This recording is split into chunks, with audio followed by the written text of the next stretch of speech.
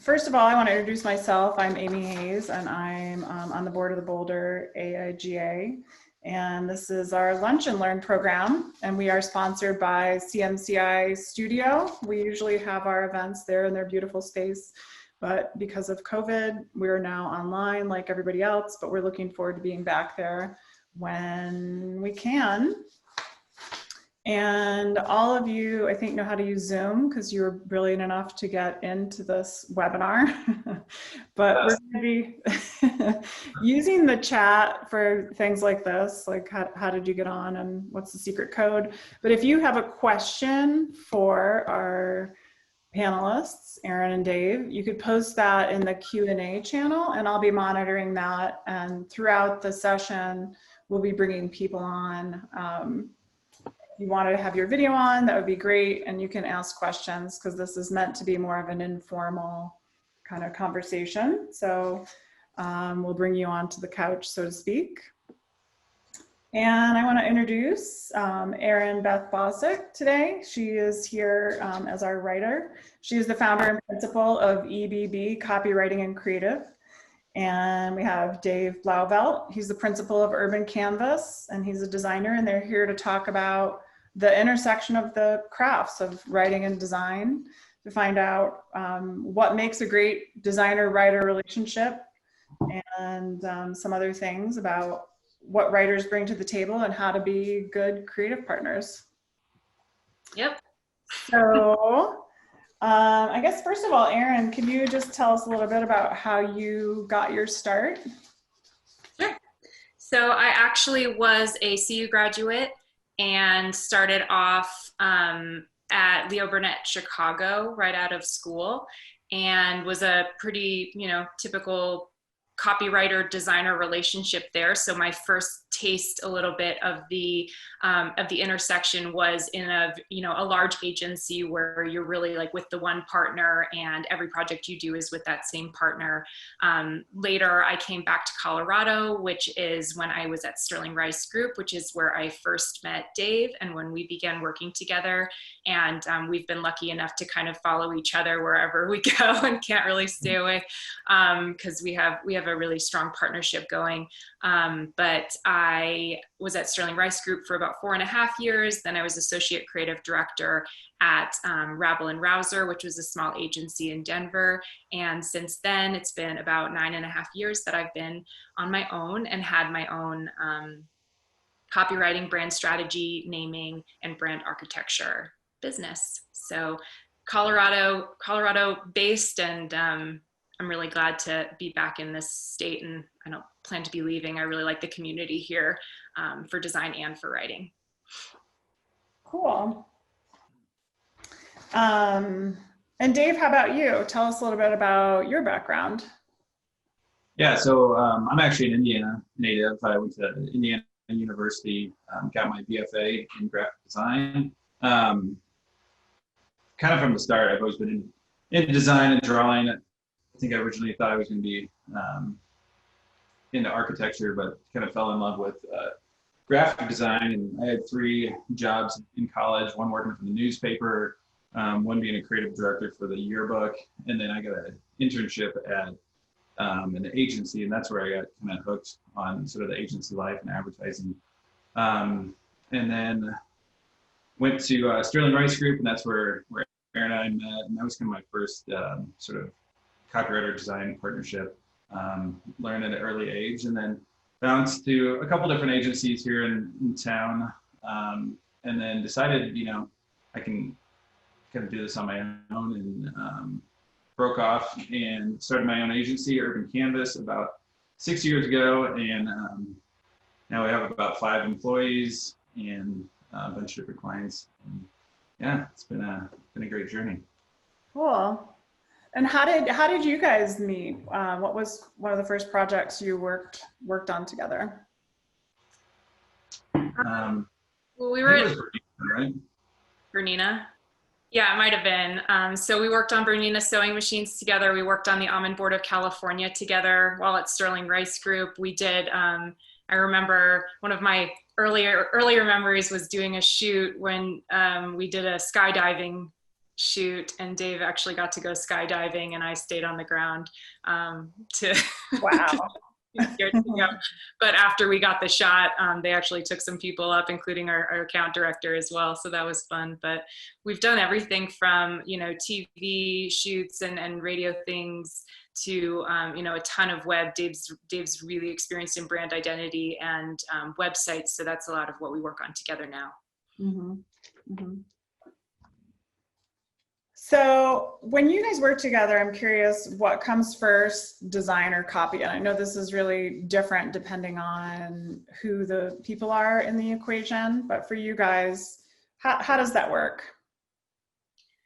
I think it kind of depends on the type of project, and I'll let Dave, you know, elaborate on that. Oh, did Dave just go away? Oh no. There's no end to the technical difficulties here today. Yeah. Well, so basically, when it comes to certain types of projects where copy is, where there's a lot of copy, like websites particularly, I'm a big proponent. I really advocate for writing copy first.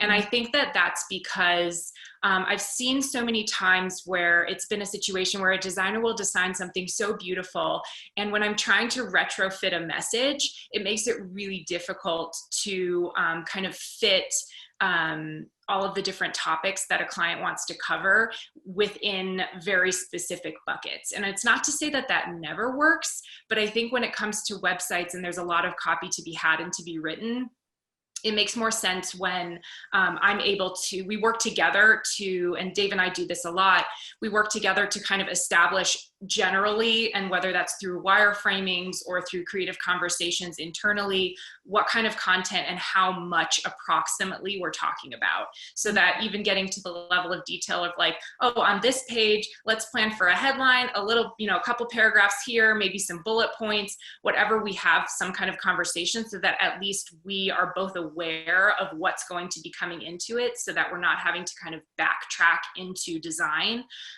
Because I think that and I wish Dave was here and could answer this, and maybe Amy, you can, because we've worked together on many projects as well. When you have actual copy to design around, sometimes that helps inspire the way that you use the visual space. So versus, you know, just designing around lorem ipsum or whatever it is, maybe a headline or some type of content would be inspiring to you and help you use the space in a different way. Do you feel like that? Yeah, I do. And I think, you know, I've worked with writers before who prefer to work the other way around. And I think it depends on the type of project too. I mean, I think working on, you know, say an ad versus a website, I think there's, you know, sometimes I think with an ad or when there's less copy, it might be the kind of thing where the concept comes first and then the design can spur a good headline. So I don't know if you think that, you know, the answer might depend on what it is you're actually creating. Yay, Dave's back. Yeah, I definitely agree. And I think that working together to come up with those concepts and having both competencies come together helps it become so much stronger, because designers have such a different brain than I do. I think in words, I think in language, and to have that kind of other set of a brain, you become one really strong human with both sides. And I think it can, you know, I do think with campaigns, a lot of the time, yeah, a design will spark a line or a campaign especially. And really when I think copy comes first, like I said, it's when there's a lot of copy, and it's when it's like a website, or when it's like, say, a 25-page brochure or a beautiful lookbook or something like that, where you really don't know what you're going to be working with as a designer until you get that real content. And it's just kind of a drag when you have to like force feed it and backtrack into, okay, well, we don't have enough room for what you actually need to say. So you need to like, you know, cut that in half. Yeah. So that's, I think, where the balance is. Yeah. Dave, we're talking about what comes first, copy or design. And Erin talked a while about copy coming first, but then we were talking about sometimes it really depends on what it is you're creating, an ad or a website. One might come before the other. Yeah. Do you have anything to say about that? And also the topic of staying in one's lanes. Like, are there ever times when you, Dave, might suggest a headline to Erin, or Erin, you might say, hey, what if you did this in one of the ads, like say for the Dalí projects? I know that I remember you talking about really doing a lot of cross-pollination in terms of design and writing and who did what. Yeah, I think that's what's unique about our relationship is, you know, I can bring a line to Erin and I'm like, I don't have this figured out. Here's this like an idea, and it might spark something for Erin to write and finish that idea. Or Erin sometimes can be like, ooh, I found this cool thing on Pinterest or a mood board. Maybe we could add that to one of the lines that Erin did. And so we kind of like feed off of each other. And it's not like Erin does her thing and I do my thing and then we just meet together. We're kind of overlapping. And I think what's good about us too is that we don't really have like an ego. And, you know, if there's a design and Erin's like, I'm not feeling it, you know, I'll respect what her opinion, and maybe we'll switch gears and do a different design, or vice versa. You know, Erin might be really passionate about online, and we might say, you know, I do like it, but it's not maybe matching the brief, or it just doesn't feel right. And you know, if Erin really likes it, then she can argue back that, you know, actually it does hit the brief. And so we're good at like kind of balancing out that sort of collaboration. Yeah, I think so too. And when you talk about staying in your own lane, I think it's a really great question that I wish I would have known a little bit more about. And it's been a really interesting journey as I've, you know, been working on my own and had my own business and worked with lots of different types of clients. I work with big agencies where I'm working with an on-staff designer. I'll work with one-on-one with another freelance designer. I'll work with small agencies like Dave's. And I just think that, you know, depending on the type of relationship that you want to have, I think it's always really helpful to be open to wherever the best idea comes from. You know, so, like Dave said, sometimes he'll come up with a line. Sometimes I'll have a design idea, and making sure that you're open to that makes for, I think everybody gets more invested in the ideas, and you can kind of sell them together versus, well, I'm the designer and I'm going to make this decision, or I'm the writer and I'm going to make this decision. At times those are necessary decisions to make. And I absolutely will fight Dave sometimes, you know, but I think I'm getting better at getting more selective of things that I fight for, and honoring when something's just not right, and maybe it's just like a personal preference to me. And if Dave will point out that doesn't really go with the brief, and I'm like, all right, you're right, like I need to just let it die. Yeah. I was telling Erin the other day, it was like, it's funny because we love working with Erin so much that I think sometimes I get frustrated if we work with another writer that stays in their lane, and then they just kind of come with, you know, headlines and they're like, here you go.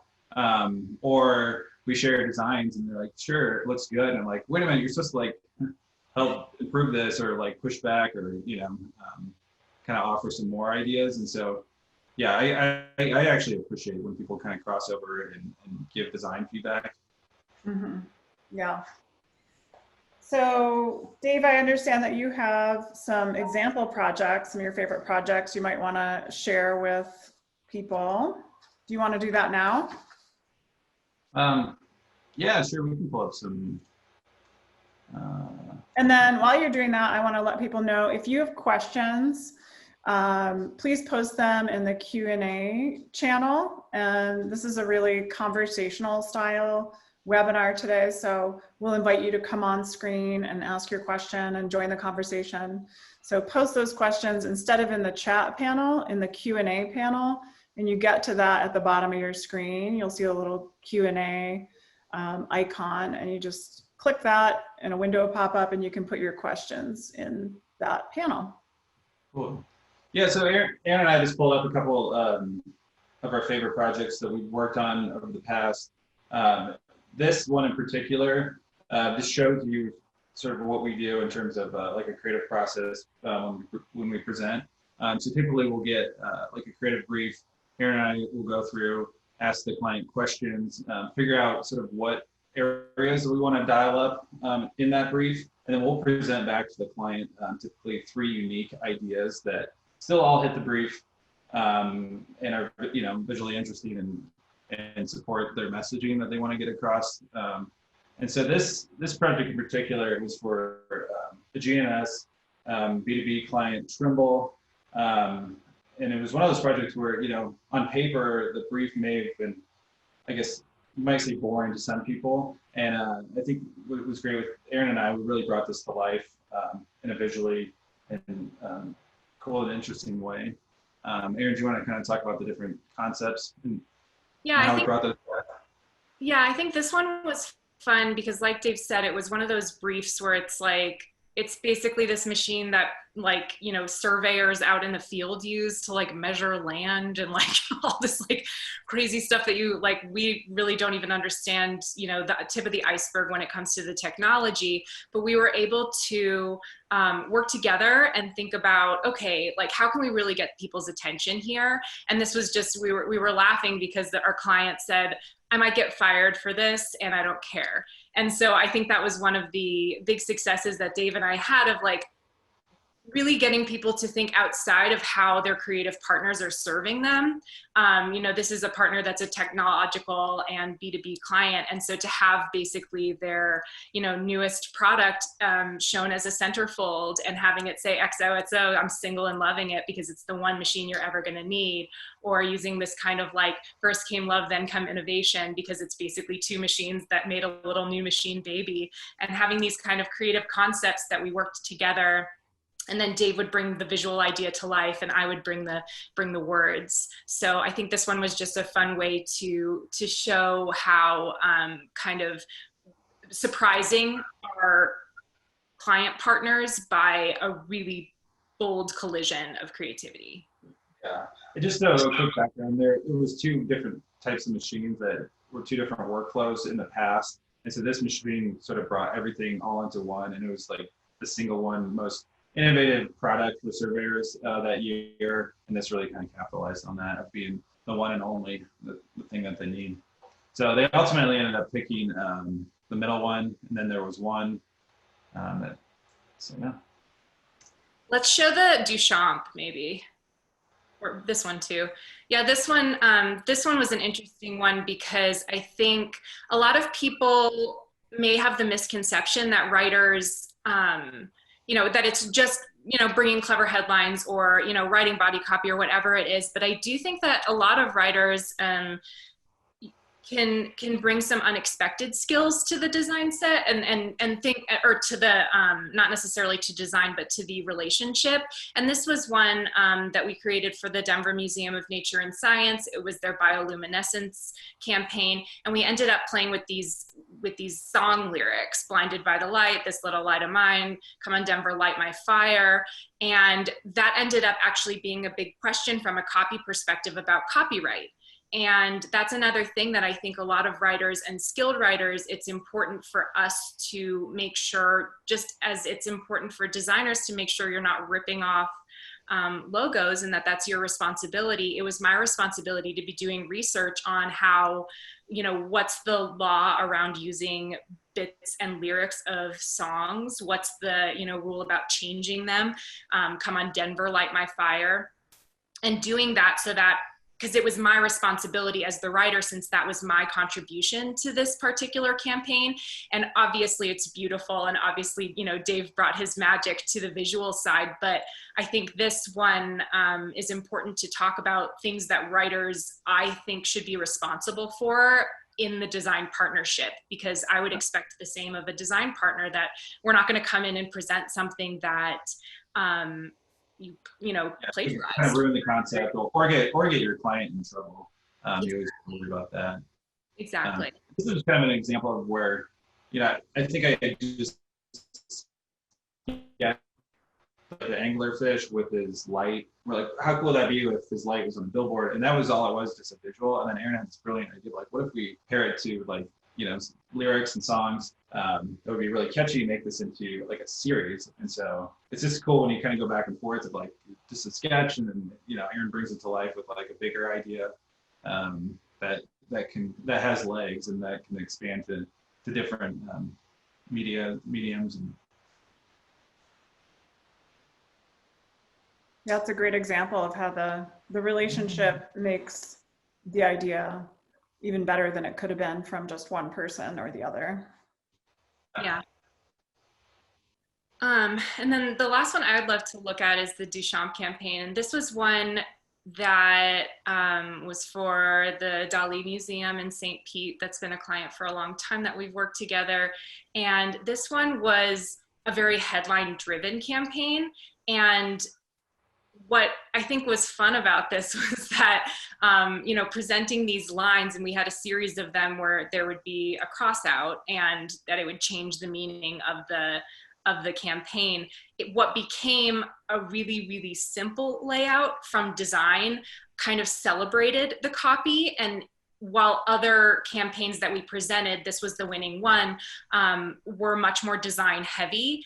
And so I think this one shows a really good balance of like making sure that sometimes you let copy sing and, you know, can still do a beautiful job with design. And sometimes I, as a writer, have to let my copy be a little bit more recessive and let the design shine. Mm. And I think that it's important to be really self-aware when you're working with people, that you aren't always, I guess, pushing your competency over somebody else's, because the best idea is the one that should win and not necessarily your hand in it. Because if we work together, then it comes out a better way, if that makes sense. Totally. No, that's this is a great example of that, for sure. Dave, did you have anything you wanted to add about this one? No, I think you captured it well. And yeah, I think we let kind of the art speak for itself, because Duchamp's artwork was already sort of evocative, and so just letting that speak for itself, not trying to garble it up with a bunch of different designs around it, and then letting obviously the emotional impact of your copy, kind of those two paired together, I think just worked out really well. Our client posted this on Facebook and Instagram, and it really did start like a debate in the community, like what is art? You know, you got people talking, and so that was really neat to engage people and get them thinking. Yeah. Cool. That's a great example. Thanks. So I'll remind people, now we've got 11 people who managed to get in, but this will be recorded and a lot of people will see it after the fact. Sorry about the technical difficulties. So if you guys have questions, please post them in the Q&A and we'll bring you on to ask your questions. So Dave, what are the qualities you look for in a writer collaborator? I know you'd said before, now you compare everybody to Erin. What if they could be more? So what if you could sort of spell that out, and also help newer designers, because here, since we do partner with CMCI Studio, a lot of our audience could be students. So just starting out in their career as a designer. What do you look for, and how do you interview a writer to make sure they have the right skills? Yeah, so I gave this one a long thought, and I've pretty much kind of breaking it down to 3 things, and Erin hits pretty much all of these. I mean, obviously, you want a writer that knows how to write, that can write long and short form copy.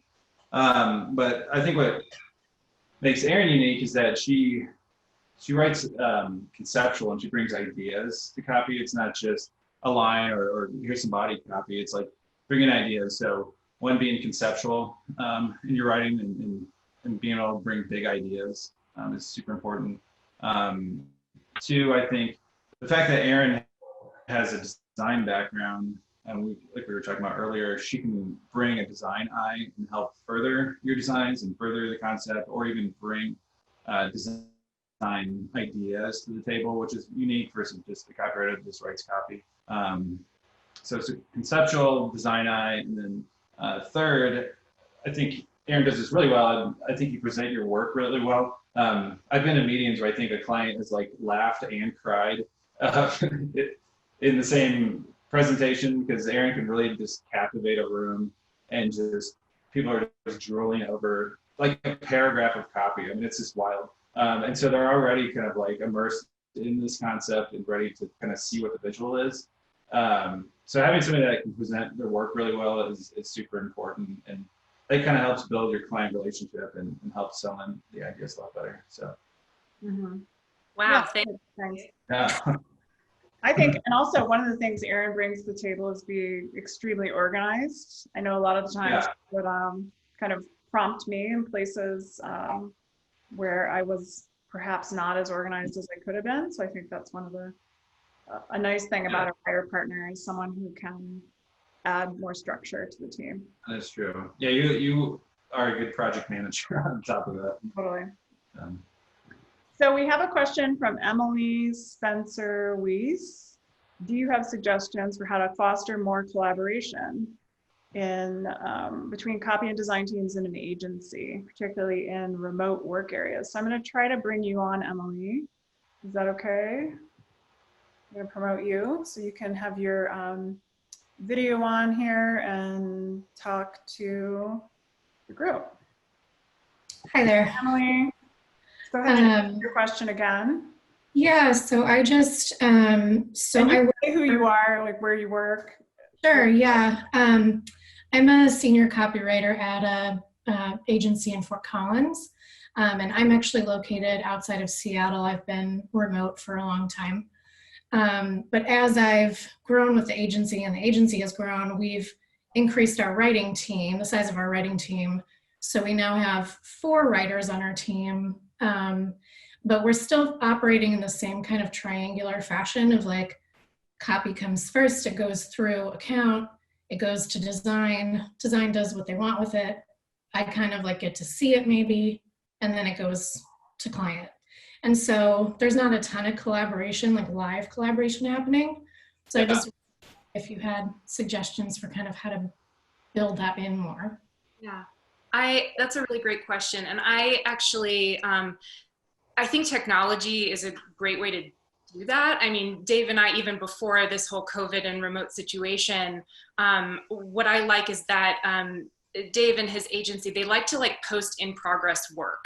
And that not only helps spark things for me, but it also gives us a lot of area for conversation. So I don't even know, like, what's the tool that you use, Dropmark or whatever, Dave? Yeah, between Basecamp and Dropmark. But Dropmark, we can basically just throw JPEGs of like in progress work, even if it's not even finished. Because I think a lot of designers are like scared to post if it's not polished. But yeah, so we kind of have like a lot of idea of like, you know, a lot of work in progress kind of conversations. So we'll work together, you know, we'll have, you know, a conversation like this on Zoom where we're concepting and coming up with ideas. And it's really helpful for us to be coming in with stuff before that and then building from there. So sometimes I'll come in, I mean, well, I won't even say sometimes I come in with design ideas because I don't. I come in with a bunch of headlines, and sometimes Dave or designers will come in with headlines or, you know, some kind of copy idea, and then lots of like mood board pulls or different types of things. And then we start like kind of connecting the dots of like, oh, this design could go really well with this concept and this idea.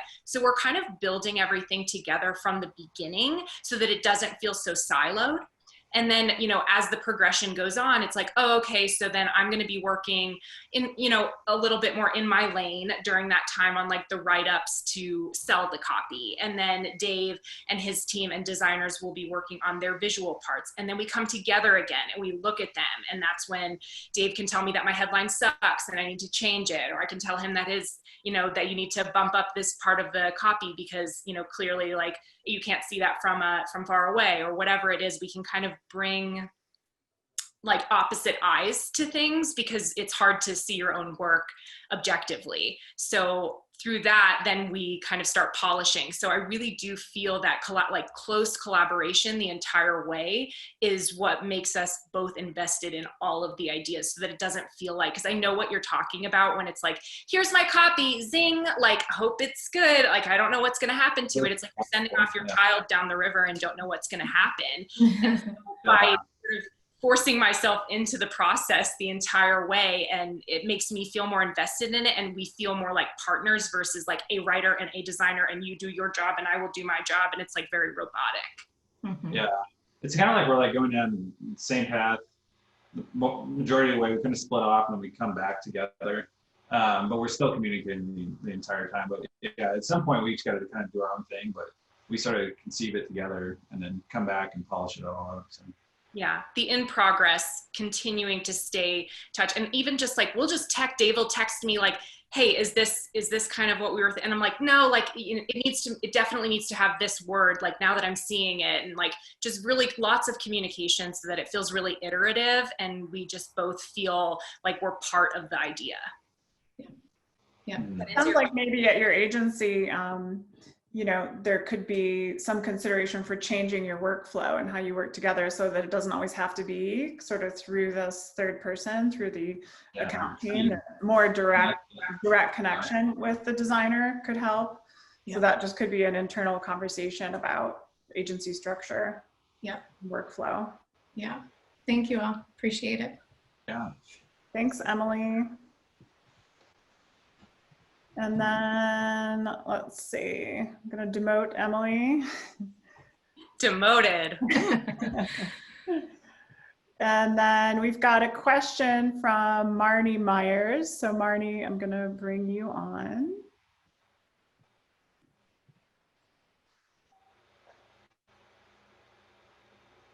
Hi, Marnie. So you'll need to unmute yourself.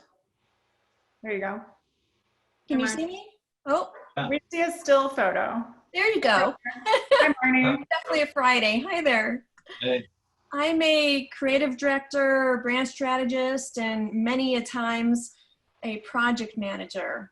I'm working for myself right now, and I'm also looking for a full-time position. My question, there are many days when I don't feel like doing creative on demand. I'm sure we all get those moments. How do you keep the passion or the fire in your belly, even if you don't feel like you really have it in there on certain days? So personally, and I'll let Dave answer this from his perspective too. Personally, like some days I just suck.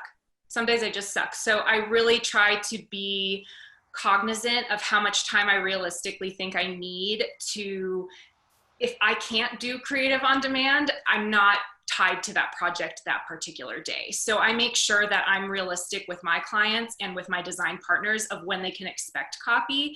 I work pretty fast. I tend to be, you know, pretty on top of things, but I think that's by design because I make sure that if I can't get it done this day, I'm able to kind of revamp and have another opportunity to do things. It's obviously it can't go on infinitely, but I try to schedule my time in that way and schedule our timelines that way. But I also think that my ability to maintain passion comes a lot from a diversity of projects and of types of clients, because I'd say a huge percentage of my work is food.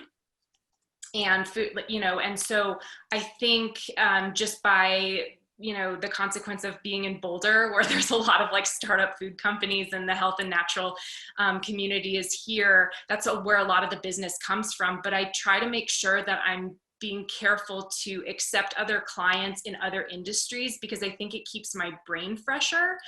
And while I think that it's important to have a niche, and I know that a lot of designers, especially like packaging design is incredibly different than web, than all of these different things. For a writer, I just have to learn about a lot of things and be able to translate them into different voices. So if I'm always working on food and it's always for that millennial mom who's buying for her kids and it's always the same thing, it makes it really difficult. And that's when at a point years ago, I did reach that moment where I was like, I'm not inspired. And I felt like my work was suffering. So I made sure to start including museums, tech, you know, lots of different clothing, different things. And I think that helps me.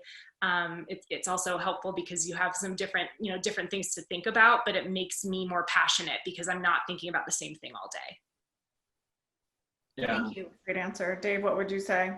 Yeah, just to add to that, you know, I think over the years, depending on the projects, we've done a pretty good job of doing a set amount of time that we need. And so we'll tell our project manager, hey, if we're doing a campaign, give us 2 weeks. And so I know within those 2 weeks, I'll come and put something, because I'm like Erin, or I might knock out, I shouldn't say this out loud, but yeah, I might knock out all my concepts in one day. But it took me a couple days of sort of looking at stuff, going on Pinterest, looking at some design blogs to finally get there. But knowing I have a certain amount of time that I can do it is helpful. So, if I had to do it on demand and every day a client said, come up with a design today, yeah, I would probably swing and miss a couple times, but the fact that I give myself a buffer, I think, is important. Fantastic, thank you. Thanks for your question, Marnie.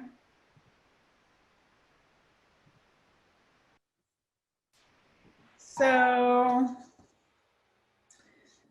Erin, here's a question more for students, perhaps. So there are, multiple specialties of writers. You've got tech writers, long form writers, web writers, social writers. Could you talk a little bit about that spectrum and kind of where your sweet spot is? Sure. Yeah, there definitely is a wide spectrum, just like there is for design. But I think for writing, it's almost you almost do have to choose at a point of like what you're going to get good at. And I know a lot of people use that type of language of what you're going to focus on. And I think it's one of those things that I think I am capable of writing tech copy and white papers, and I have done it. And, especially when I was building my business and taking whatever work was coming my way so that I could continue to make connections, you can, certainly build your skills in certain areas, but I started to really pick where I was enjoying the work. And that comes from, helping brands define their personality and really kind of bring that to life. I do love working on a lot of packaging and kind of like quick hit headlines. I hate social media. I'm terrible at social media. And so I let the pros do that. I wish I was better at TV and with scripting, but through working on projects like that, I don't have as much of a knack for it as certain advertising writers do. And just by where my career went, I didn't land in as standard of advertising agencies as I think some of my friends from school did, where they're still, going on the shoots and writing, and working on scripting a lot and working on kind of these big campaign ideas and advertisements and social media campaigns and things like that. I just, I found that where my brain was more valuable and where I didn't kind of reach that fatigue as fast that we were talking about with Marnie was when I was working on stuff that I felt like I wanted to keep getting better at. And that was about defining brand voice, helping brands, really express themselves in different ways. And that comes out in kind of long form through websites, because websites are basically, they're long form, but they're a bunch of little short form things of copy kind of all sewn together into one. And then also campaign stuff with Dave is a lot of fun. And then, packaging, where you really have this finite space, because I appreciate and enjoy the challenge of really trying to make something sing when I don't have a lot of space. If I'm writing a hot sauce bottle or something like that, and you've got 2 lines of copy or something like that. So I think there are a lot of different skills, and you have to kind of determine what you like to write about, because some writers geek out on writing those white papers and really making them perfect. And there's so much demand for that. I turn down those jobs because I'm just not as good, and I refer other writers to them. So I think finding what type of writing you like to do, experimenting with everything at first is important, and then drilling down into the types of projects that you're really seeking out. Mm-hmm. And then as a designer also, when you're trying to find a writer partner, it's important to know, what is this writer really good at? Because if you do know how to write, social posts, that's a very different writer than the person who's going to be working with you on your website or. And I respect Erin, because she's like, I don't want to write social posts. Like, that's not my thing. I'm not on Facebook. And it's like, okay, but it's like, but you're such a good writer. And she's like, there's other people that are better at that. And we have like a couple writers that all they do is white papers, and they're great at it, and they enjoy it, and pays the bills, and it's great. So. So along the lines, Erin is also a strategist as well as a writer. And on the topic of a brand voice, I've been in workshops with you, and you're a total genius at creating and establishing a brand's authentic tone of voice, something that's really authentic and distinctive. But as a writer, you need to sometimes tailor a message to different audiences that one brand is speaking to. We talked a little bit last week about working in healthcare. You might be talking to a patient in one piece of messaging, but then you're talking to a provider in another. How do you stay true to a brand's voice, but adopt a vernacular of that particular audience? I'm curious if you have any examples of that or would speak to that. Yeah, I think, the example that we talked about, I think is probably one of the most descriptive, and that was for beforeplay.org, which was a sex education website that was, not only speaking to different audiences, trying to get healthcare providers on board, but also obviously speaking to young people about sexual health. And it was also a very big separation between Hispanic users and American users. And, that's something where I kind of have to give up a little bit of control when I'm working with translators and things like that to make sure that the voice is coming through and that we're talking about how the language is being used. And so for a client like Beforeplay, it's like you have to, I think about the brand as a person, and that brand is always going to be that person inherently, but that brand is going to talk to its best friend in a way different way than it's going to talk to its grandma. And so it's not that you're changing inherently who the brand is, but maybe you're not using hashtags with grandma, or maybe you're not using certain types of tonality. Other brands where it feels like you're just, very loud and proud about your brand. I work on Made in Nature, and Dave has worked on that client with me for several years as well. And they came out and said, we want to be this really like youthful, fun, interesting, bold brand. And so we went that way and have decided to continue that way also for suppliers. So someone from Whole Foods is receiving, something that, is making a joke about balls because we're selling energy balls or something like that. So, because that established who we are as a brand in a really recognizable way. So I think the integrity of the brand depends a lot on, how much are you willing to sacrifice that copy and change that tone.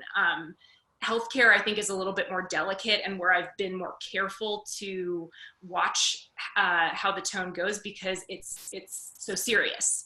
And even with something like Beforeplay, which was really playful, we did sprinkle those things in there, even for the healthcare providers, but with a little bit more purpose, if that makes sense. Yeah, those are great examples. I like the analogy of, or the metaphor of the brand as a person, and it's easy to see that you're the same person, but you tailor how you talk depending on who you're talking to, mm-hmm. but you don't lose who you are in that process. And I think clients sometimes, and I would imagine this is the same way in design, clients get scared and make fear-based decisions sometimes. And I think it's important to have a really clear tone of voice established, same as you would a brand guide for designers. And you can kind of refer back to that and use it as like a little bit of ammunition when you're fighting your creative fight. Because I think when clients will make a fear-based decision of like, oh, like I don't, these people might not react in this certain way, but this is who we are, and you can show them we are charismatic, or we are bold, or we are in your face, or like whatever those words might be. And I'm using extreme examples just to make a point. But if we, I often will use brand guidelines that I help create as my own ammunition to make my point of why I think we should stay true. Because as soon as you start, diverging from what you as a team have established, that's when you start degrading the integrity of the brand. Mm-hmm. Yeah.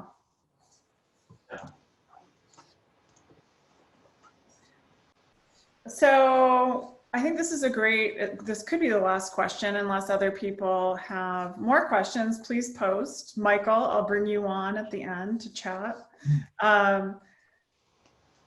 So sometimes it's hard to convince a client that they should hire a writer because it's a skill that everyone thinks they have. And Dave, you can answer this too. How do you sell writing to a client who thinks they can do it themselves? How can a designer, sort of convince their client, no, you can't write the web copy yourself. You really do need to hire a writer. Erin, do you want to speak to that first? Yeah. I'll let Dave answer first. Okay. Dave, how do you sell writing to clients?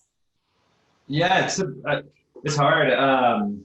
It's just like same with design. It's like everyone says, they have a cousin that can design websites. Well, it's like Well, if so, I mean, go for it. But yeah, I don't know. It's easier, I think, for us because the copy kind of shines in visuals. So we can kind of show our design or advertising or website with very strong headlines. And so when you kind of see them work together, it just makes sense. And so we always kind of just sell it as a package. It's never like, hey, we're just going to sell you copywriting. It's kind of like you're going to get all of this in one. So I think it's easier for us. But Erin is probably a little bit more unique because sometimes you're just selling a Word document, you know, which is crazy.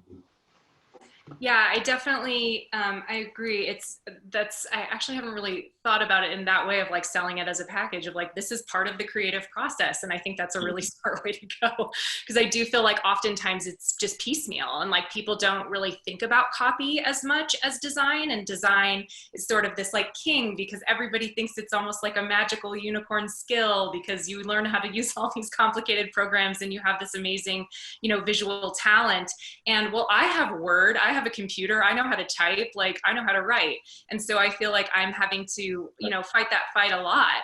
And ways that I have, and that might be helpful for, you know, students, for designers, for you guys to sell in work for, you know, with writers, because I would imagine it's easier for you when you work with a professional writer, is that, you know, sometimes I like to say, you know, think about your, you know, how you talk about your kids, because so many times when I'm working, especially with startups, their brands are their babies.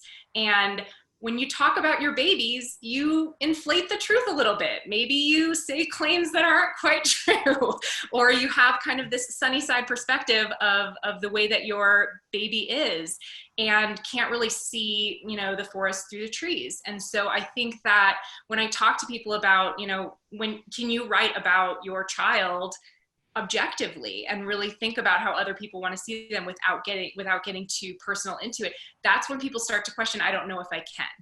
Mm-hmm. And because when you get really close to your own work, you can't always see your mistakes, and you can't always see, is this going to make sense to somebody else? And so also, I think for writers, any students that are watching right now, I think it's really important to have an ongoing and very live portfolio. And I work very hard to maintain my blog and to make it, you know, to always have work going up, because I think it's my responsibility to my design partners to, if they recommend me and people then go to my website, for them to say, okay, she's legit, she knows what she's doing, she's writing, she's working, she's doing things, and to be able to give you that tool to sell me, because I know I'm the sad sister product in the package. So I want to make sure that I'm giving you, you know, so that when somebody goes to my site and says, oh, okay, she looks like she's, you know, around, and it's not just like, oh, here's a contact page or something like that. I do think portfolios for writers are perhaps even more important to keep updated than they are for designers, for that reason of like helping us give you a tool to sell us with.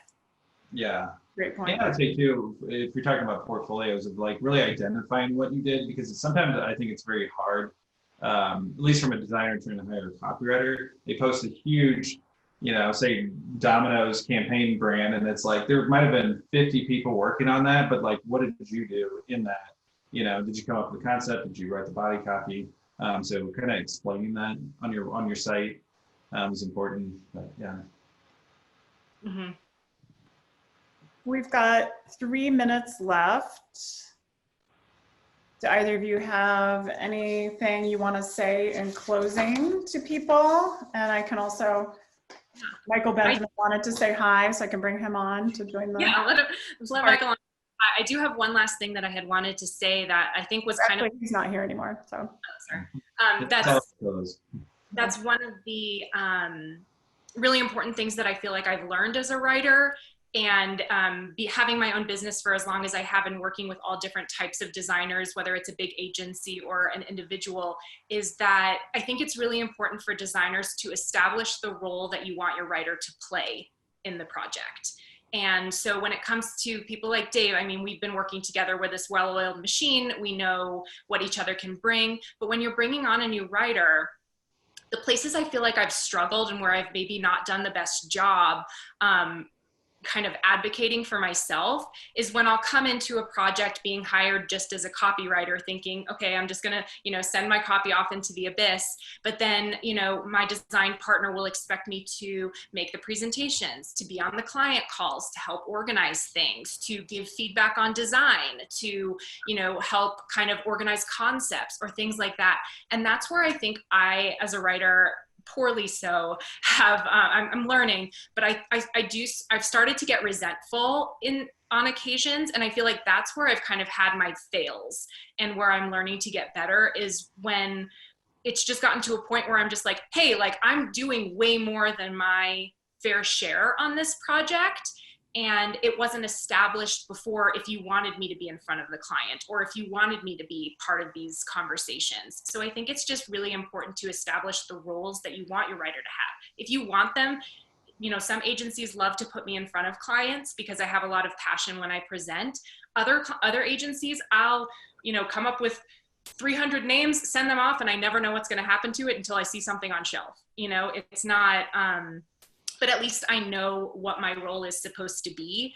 And so however you want your writer to work with you, I think that's important to establish up front. And that's the biggest lesson I think I've learned. Yeah, I would say, Erin, because you offer so many things like strategy and creative direction and design direction, and you present well, I think it's easy for somebody to take advantage of that because you get very passionate about the project and you just want it to be the best project. And people are like, oh, sweet, she's creative directing this, and even though we just hired her for a copy, she comes with so many other things, and I don't know if take advantage is the right word, but you just offer so many things. But and I could see where you need to kind of say, here's exactly what I'm doing. But if you want more, maybe you're gonna have to charge more for my time, or I needed 2 or 3 more hours to present, or if you want me to be part of the presentation, then budget that for me. Yeah, I think it's a big thing, right? Yeah. Like I would just encourage designers to have that conversation with a writer, whether it's what you expect of them and what you're hoping they'll bring to the project, or ask them, do you think you could bring more? Because I think sometimes people don't know what types of skills a writer might have. Maybe they do have a really great strategic or design eye, or are a great namer, or whatever it is. And we want to help. Like we want to be involved in the project just as much as we can. So I think having those conversations is a great way to begin a productive relationship. Yeah, we try to kind of bull it out in our scope. Like when Erin and I work together, so there's no gray area.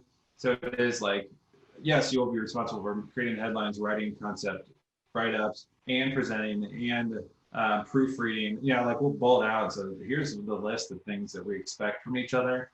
And then once that's clear, then there's no gray area, because if I asked Erin to do something else, she's like, you didn't ask me to do that in the beginning. It's like, okay, that's fair. We'll handle that or something, Yeah, that's great advice. I think like any relationship, communication and clarity at the outset about the rules of engagement is really important and valuable. And wanted to thank you both. I can't believe our time is up. That went so quickly, and I learned so much, and I hope other people did too, about how you guys work together and really the important role that writing plays and what we do and how to make that better for the client. So thank you both. And we'll be posting this on the AIGA website so folks can see it later. So people who couldn't get on the call, you can share that with them and they can see what we said. So thank you. Have a great day, everybody. Bye. Bye.